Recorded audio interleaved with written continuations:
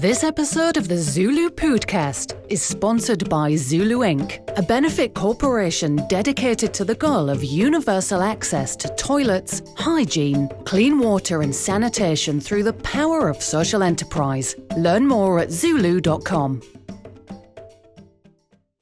So it's after it's how long does it have to sit here when it's full? It has to sit. 2 years, this becomes completely harmless. After 2 years, this becomes completely harmless. 1 more year, so 3 years completely. After 3 years, the slab is opened and the material can be scooped out and left in the air for 2-3 days. So it becomes a very good organic manure. Like fertilizer, huh? So coming to Welcome to the ZuLoo Pōōdcast, where we talk all things poop, toilets and sanitation. Through insightful news, impact stories and quirky humour, we aim to discuss and highlight the critical role toilets play in whisking poop out of our lives, the impact toilets have, or lack thereof, in the health and wellness of humanity, and what ZuLoo is doing to help solve the current global sanitation crisis.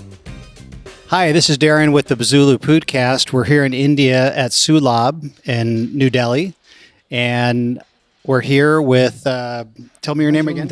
Mazumdar, who is an engineer, right? Yeah, I'm a chairman of one of the, it's called the International Academy for Environmental Sanitation and Public Health. So that's the technical facade of Sulabh International. Okay. So I'm chairman of that. Okay, so we're here at the demonstration area of the various the Sulabh toilet technology, and what do you call this technology? This is called Sulabh Shauchalaya. This is a Hindi term, which means easily available toilet. Okay, easily available toilet. That's what Sulabh means, right? Yes. Okay, and so this is the affordable toilet. Affordable toilet, I think that's a better word. Affordable toilet. Easy, affordable, all of that. So you're going to show us how this technology works. This was developed by Dr. Pathak? Vindeshwar Pathak, yes. Okay. Dr. Vindeshwar Pathak had developed this back in 1970. So 55 years. 55 years ago, developed this particular system, and how widespread is this system used in India today? Well, we have built 1.6 million household toilets with this particular system. 1.6 million toilets built this way. Yes. And maybe you can show us how the system works. This obviously is the toilet itself, right? Yeah, I'll tell you two things here. First, what is the importance and why this particular technology is so important for developing countries, and not only developing countries but for the whole globe. And secondly, I'll tell you how this simple or seemingly simple system works. Right? So two things. First, why this is important. Now, this was started in 1970 by Dr. Vindeshwar Pathak. He started this as a tool for fighting, the scheme of or the methodology of manual scavenging, the system of manual scavenging. Manual scavenging, people having to manually clean out even carry it on their head as a head load, because in villages there were very narrow alleys where you couldn't have any cart or anything. So they had to simply carry it on their head as a head load. Yeah, so a big bucket of shit on their head, right? Okay. So that was highly derogatory as a human being also. So Dr. Pathak used this as a tool to fight this, because he could understand that only taking it as a social cause and with advisory role is not going to work. You need some alternative. So this was his tool, the simplistic tool, which actually replaced the system of dry toilets. So, okay, beautiful. And at present, This was 55 years ago when it started. Why this is important today? What is the relevance? Say, this works with only 1 to 1.5 liter water per flush. Today we need to save water. That is a global phenomena, not only for any developing country, but a global phenomena. Now for low-rise buildings, this simple-looking system is marvelous. So the system has 2 simple-looking pits, but there is a lot of engineering behind it. The pits have been designed according to the percolation characteristics of the soil characteristics, the fineness of the soil, all those things are taken into consideration for designing. Now, ideally, the pit bottom should be minimum 2 meters above the highest water table at the place. 2 meters above the water table. Highest water table, which happens after the rainy season. Okay. And the soil, it should be very fine. I mean, the effective size of the soil should be 0.2 millimeter on an average. So that this works the surrounding soil works as a sieve, as a screen for screening out the water from the solids. Now, you have to have good drainage, right? So out of the 2 pits, 1 is used at a time. Now each pit is normally designed for 3 years, and it is designed as per the number of users in the household and the hydrogeological situation of the site. Now after 1 pit is filled, there is a simple wedge there which can be moved to the other side, so that this pit, the fecal material, does not come to this side. And so these are all covered with slabs, thick concrete slab. Now the other pit is then working for the next 3 years. Now what happens to this? After 2 years or within 2 years, the material inside becomes stabilized and almost dry. Right? It dries out after. Yes. So this is harmless. We have seen it in laboratory tests also. This is harmless. Now comes the social issue. He wanted to use this as a tool, and the tool was very successful.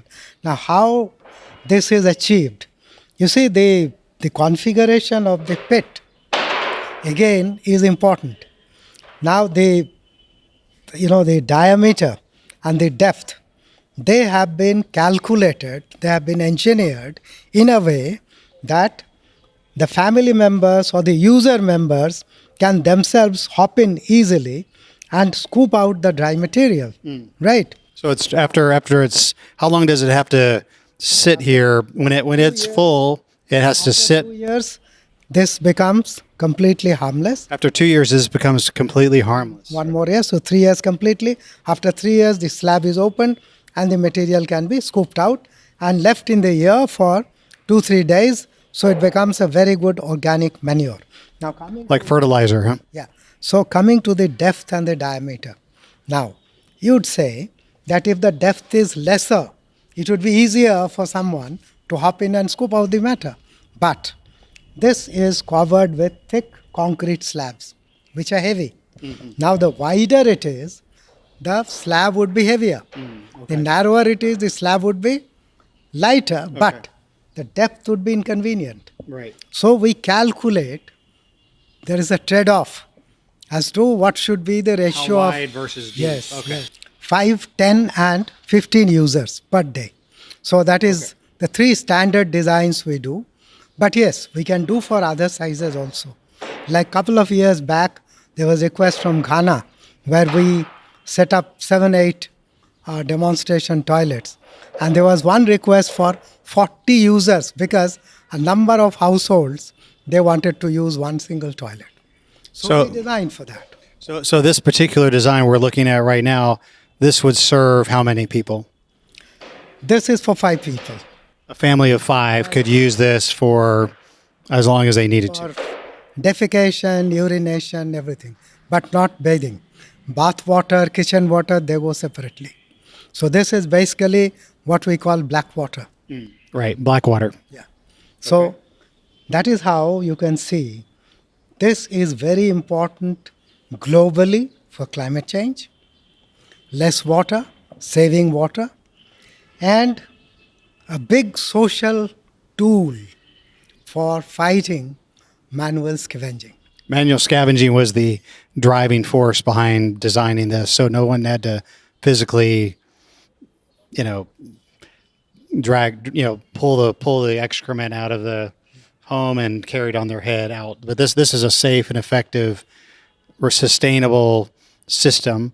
And so you said, how much water does it take to flush this? You said 1 to 1.5 liter per flush. 1.5 liters will flush it, and then it'll automatically, like right now, where this block is, it's going that direction to fill up that one. After 3 years, this block would be moved to this side. Okay, and that's it. So what are the components by which water is saved? I said 1 to 1.5 liter per flush, but how is it possible? You see, this pan is deep compared to many other pans which are shallow, right? And this is narrow.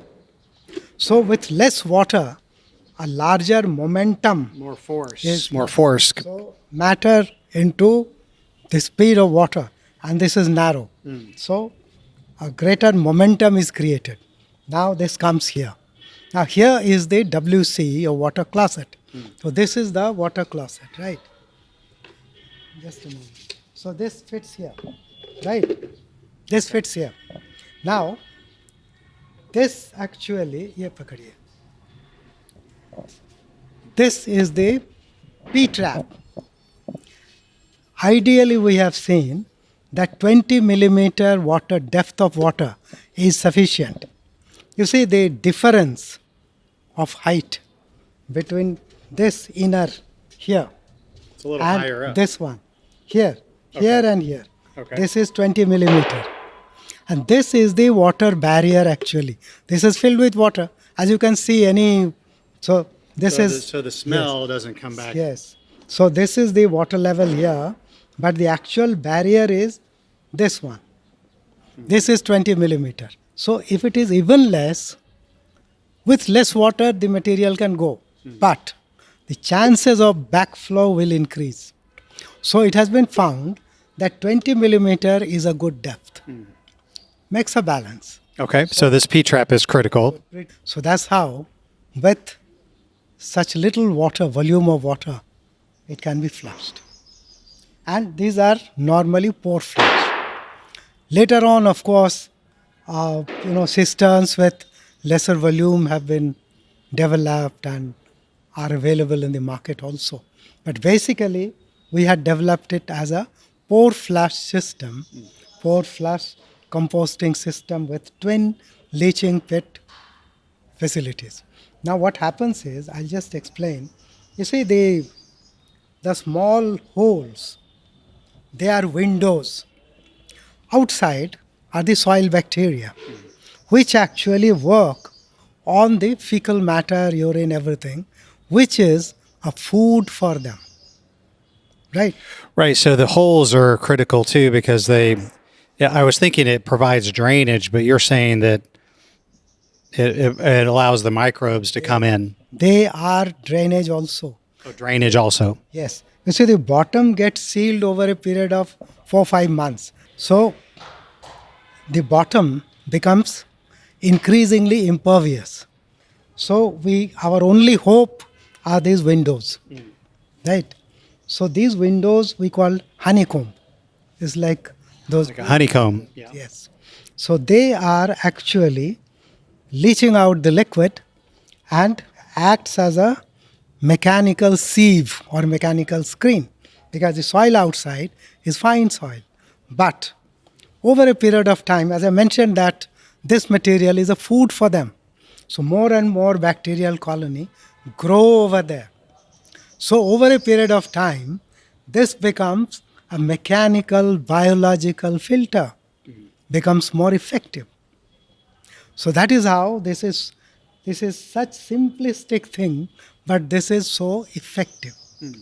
Now another important point is that we have tried to have, to make them with the locally available building materials also. So like wood, like bamboo, stones, whatever. So it doesn't have to be concrete. No, these are normally with brick. Oh, these are brick. Okay. Okay. These are terracotta rings. Okay. So you will see here there are different kinds of models. I mean, where wood, stone, everything has been used. And this is the final material after it has been taken out 3 years after the thing. So this is completely... After 3 years, this is what you have. Yes. So this is dried and there's a beautiful organic manure with good nitrogen, phosphorus and potassium. Amazing. So that is why this is very useful. This can be ground or it can be like this. This is ground up to be used for dirt. We had this can also be made into pellets. So that can also be done. Right. So we'll show you the... इसको पकड़ लीजिए. I wonder why so many other systems, like we've seen, like even in the United States, in like national parks, they'll just use a vault, like totally sealed, and the only way to remove it is a pump truck, and it just seems like a little bit like you're creating more work for yourself, right? As opposed to a system like this. Here, this is a simplistic system. As I said right in the beginning, Sulabh Sauchalaya, affordable, simple toilet. So it is very difficult to have those cesspool emptiers or suction pumps. It's very difficult, particularly in villages. So therefore, this simple system is much more viable, affordable, and actually practicable. I mean, once it's in, as long as you keep switching back and forth, it should work forever. Yeah. Yes, definitely. See, this is a vast country. And in different geographies, different kinds of local building materials are available, which are more affordable for the local communities. Now, standard building materials like standard class 1 brick, cement, stone chips, all those are there. But availability and affordability, these are issues. So therefore, we have the options. So I noticed you have different also designs of I guess you call it an outhouse or the outside enclosure as well? This is superstructure. We call it superstructure. So superstructure can be of different cost, of different materials. Again, locally available material can be easily done. And since this one, if it is done properly with good material, like stone, with stone you can go on n number of cycles. It's not going to budge. So if the superstructure gets demolished or gets bad, you can just replace the superstructure, and with simple materials also. So that is why we have the alternatives, the options for the communities in realistic terms. I noticed some of the holes seem to be larger and smaller, like these over here seem to be a little smaller. Or is that just different capacity? Different capacity, because someone let's say have three persons or 2 persons, or if the soil is slightly different, then the size may be slightly different. So these are, we here in this demonstration yard, we have different capacities, different types, different costs, all those things. There are many people in villages who don't like a confined environment for defecation. So for them, they like open air. Open air. So this is fine. This has privacy as well as, it's open air. So this kind of model is also there. This is pretty popular in Africa as well. Yeah, I think I want one of these. Yeah.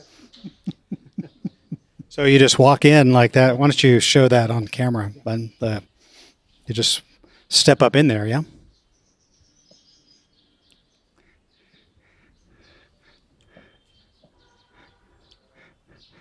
So here you have the different, like, This is the model number 5, this white one we're looking at.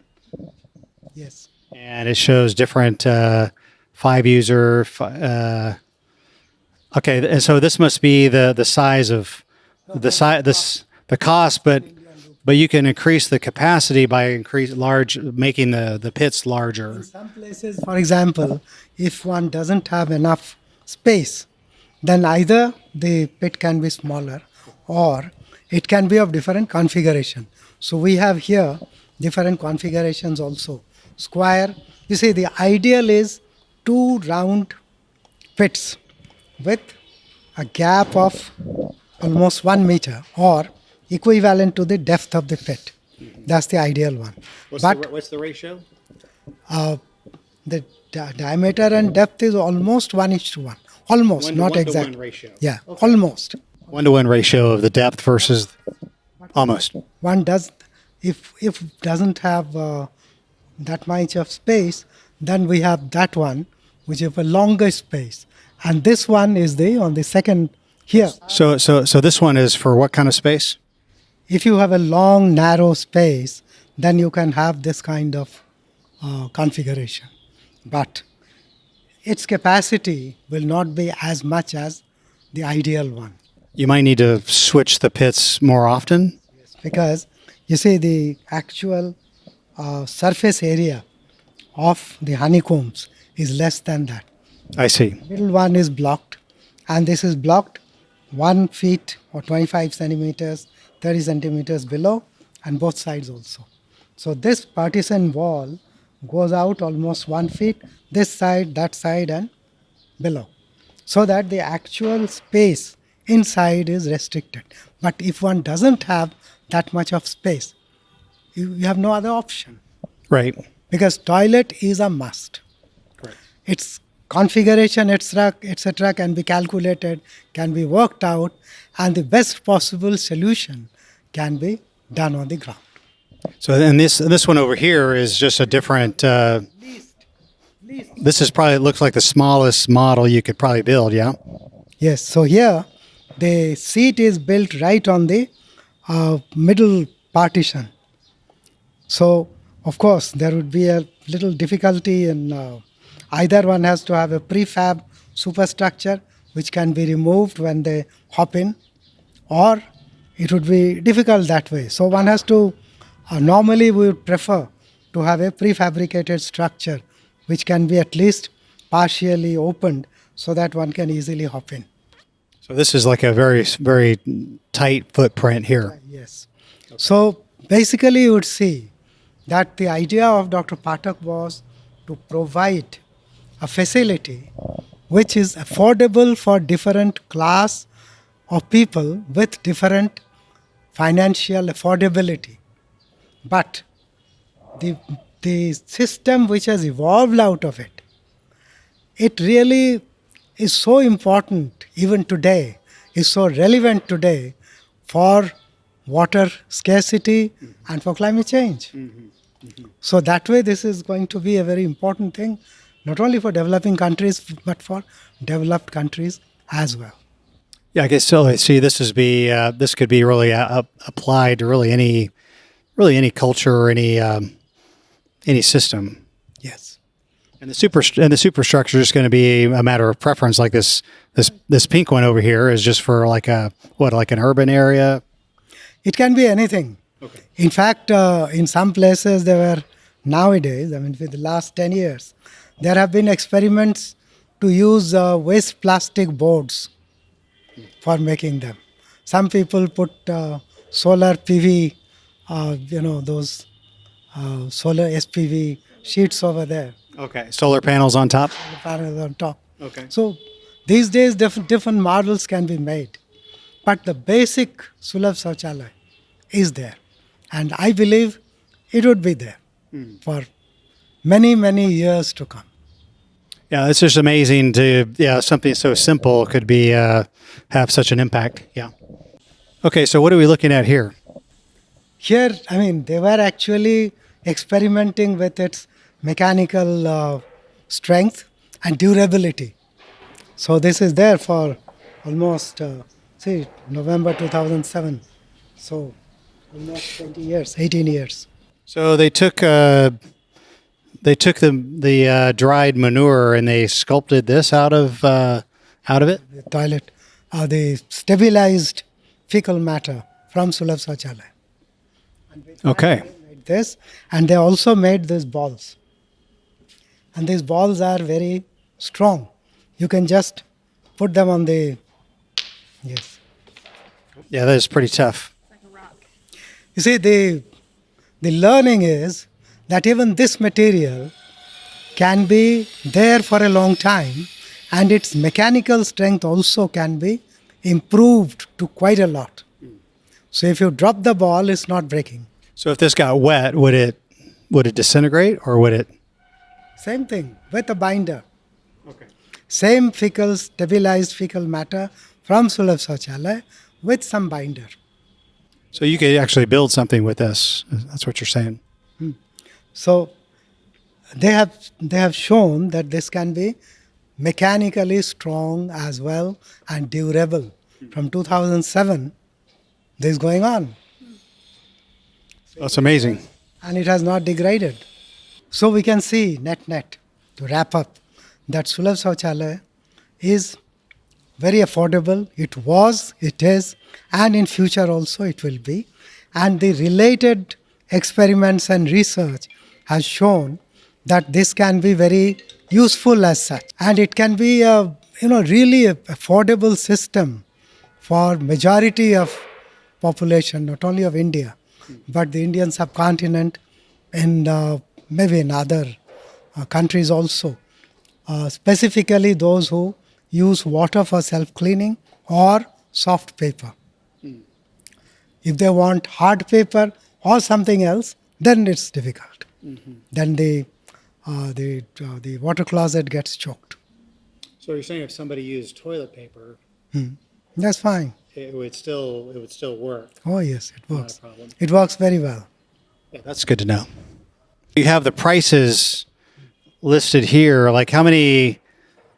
Like this is a model. This is model number 8. If you wanted to do like 5 user, so it's like 14,000. What does that translate into U.S. dollars? If you know ballpark. See, there are two things here. US dollar today is about 86, 87 rupees. Rupees means Indian rupee per US dollar. The second point is that this, the price keeps varying because the market price keeps varying. This is an indicative price, and this was done, I think, maybe 2 years back or so. Okay. So today the price may be different accordingly. So what's the price for if somebody wanted to build one of these, like your most basic unit is roughly how much US dollars roughly? 400 USD. $400 US a family, Or a standard. a standard system. You could install one of these. 5 users. And is that installed? Yeah. Okay. So that's an amazing price. Yeah. Oh, it's amazing. Yeah. Sulabh means affordable, easy, sustainable, all of those things. There really is no reason why anybody should not have one, right? Yes. And for any, parks, for any events, these things can be very useful. And you see, we also do for temporary situations. Like last year in Rajasthan, there was a jamboree for scouts from all over the world. So almost 20,000 scouts came, but there were many people here. So the total was about 30,000 users. And we were given about 2 weeks of time, between which to set up toilets, temporary toilets, bathing areas, and at the end of 2 weeks to remove everything and make the place as it was. And our people did it. Amazing. Yes. So that's the kind of work of Sulabh International. So here we're in front of the biogas. What would you call this? This is a toilet-linked biogas plant, or we can call it toilet-linked Sulabh biogas plant. This is a dedicated design which has been developed. It was started with, the high priest is again Dr. Vindeshwar Pathak. And then finally more research has been done and different generation of the biogas plant has been developed, and this has been approved by the government of India, Ministry of Renewable Energy as well. Okay. And you were telling me earlier that this is this blue building is a public toilet that people can access from the street outside. That gives you free material, right, to work with. But that free material is a disposal liability otherwise. Okay. So therefore, we take that material in the digester or biogas digester here. That's here over here, yeah? No, here. Oh, here. The actual digester is underground, over which we have planted the flowering, plants. So that there is a thermal cushioning, and it looks beautiful also. And So the biodigester is under here. and the gas which is produced is stored under the floating holder. Now that holder is floating on water. This whole black biogas holder is floating on water? On water, so that the pressure of the biogas remains stable. Okay, so you're just using the resource coming from the population here, and you're utilizing it for obviously growing plants, and you got you use it to cook with. What are these green tanks behind us here? So the effluent which comes out of the biogas plant, it needs further treatment. So we treat it in this system which we call Sulabh effluent treatment system. So this is a chain where it is aerated, settled, and then passed through active carbon, sand filters, active carbon, and finally through ultraviolet rays, so that the final water which comes out has a BOD of less than 10, which is compliant as per the law of the land. So that water can be easily used for irrigation here, or for using in the toilet, for flushing the toilets. So you could reuse the water, recycle it back into the public toilets. It can be used. And used for planting the grass here. How the grass is green even in this weather. Yeah, I noticed it was It has good nutritional value for the plants, as well as you save the water. So that again is for future. It's a great message. Yeah. If you can save the water and reuse the water. So that is what we are trying to achieve here. Yeah, there's nothing goes to waste. Yes. So the biogas plant here is again a very practical one. It is, of course, it can have different configurations depending on the availability of space, of building materials, but this is with standard material. And let me tell you, this was installed in the year 1987. This has been here since 1987. So 24 plus 13, 37 years old. And it's been in continuous use since then. It's under continuous use till now. Amazing. So that's how our philosophy is to do things simply, but it should be dependable and it should be sustainable. That's our motto. So tell us what they're cooking with. They're cooking on biogas from the digester outside, right? Yes. So you can try the cooking also. First-hand experience. Okay. We're cooking with biogas. People are pooping on the street, and the gas is being fed in. No, they're pooping from the street into the Sulabh toilet, and the materials coming in and making in the biodigester that we just saw, and the gas that's produced from the biodigester is being piped in here into this kitchen, and we're cooking with it, baby. And what are these called? These chips? Are they Papa? Papadum. Yum, Papa yum. So this chip was cooked with that biogas made from the poop that's coming off the street over here. Amazing. So here we are converting the biogas into electrical power by this machine, which is called a generator. So you can see there is a biogas flow meter which shows, and those lights and fan, they're all lit and used by the biogas plant. Amazing. So this electricity can of course be utilized for other purposes also. If you don't have electrical power, this can power your home as well. Home, office, whatever. It's amazing. This is a mantle lamp which requires about 5 cubic feet of biogas per hour. So for small systems, this can be a solution specifically where electricity is not available. So using the biogas, you're making light here.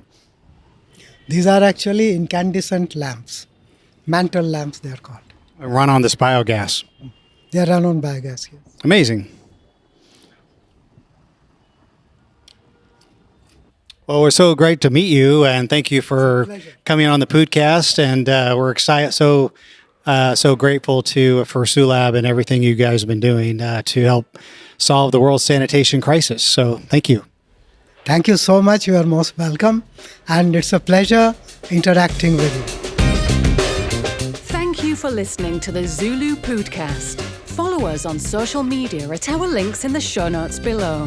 To learn more, visit our website, ZuLoo.org. If you liked the podcast, be sure to subscribe, like, and comment. For even more ZuLoo fun, send us an email with your toilet stories to podcast@zuloo.com for a chance to be featured on the podcast. This episode of the ZuLoo Pōōdcast is sponsored by ZuLoo Inc., a benefit corporation dedicated to the goal of universal access to toilets, hygiene, clean water and sanitation through the power of social enterprise. Learn more at zuloo.com.